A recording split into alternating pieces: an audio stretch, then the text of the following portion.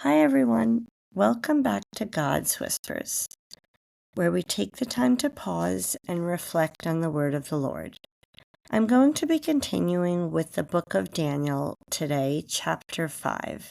It's a pretty dramatic scene because there's a hand that appeared out of nowhere and wrote on the palace wall.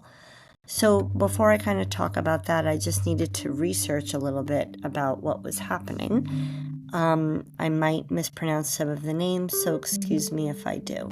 But there was this king in the passage, Belshazzar, who wasn't actually the main ruler of Babylon. He was the son of Nabonidus, who was the actual king, who spent much of his time outside of the city. So Belshazzar was kind of like the co-ruler inside of Babylon.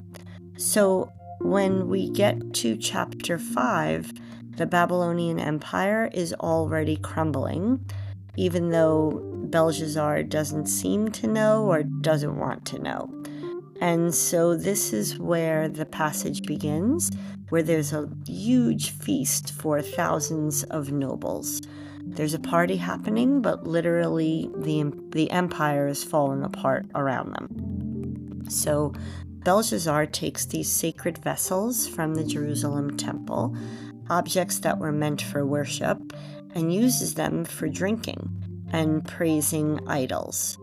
And it's kind of like a pompous statement in my mind that just says, I'm in control and nothing can happen to me.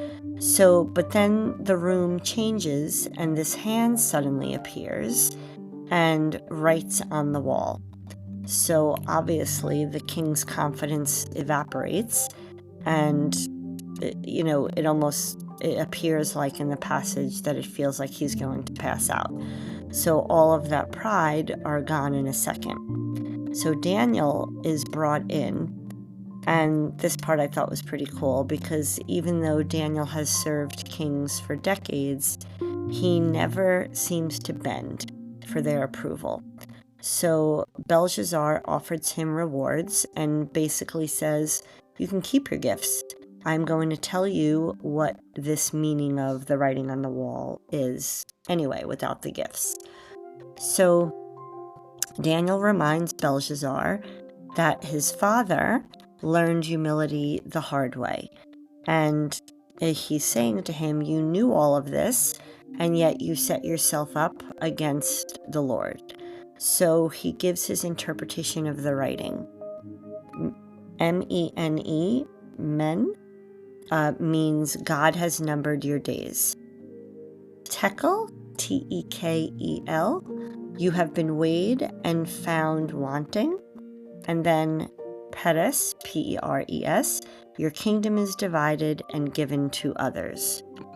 So that's pretty blunt.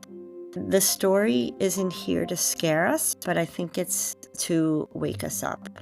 And it kind of just asks, where am I living with false confidence? Am I ignoring any warning signs? Where am I using the gifts that God gave me, if in any way dishonoring him? So I think the Daniel chapter 5 story is a call to humility, but it's even a call to kind of see things clearer. God sees everything. Nothing is hidden. So all of the things that we build without him cannot last. But if we humble ourselves before God, then there's mercy, there's renewal, and there's purpose. So the handwriting on the wall isn't just meant for Belshazzar, but it's meant for us too, to live with humility and to stay awake.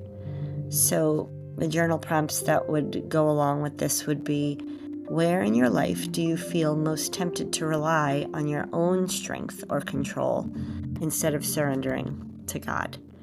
And which sacred things in your life, your time, your relationships, need to be handled with more reverence, with God in the middle of them, or really God at the top? And if God were to weigh your life today, what do you hope that he would find? And then lastly, Where is God giving warning signs?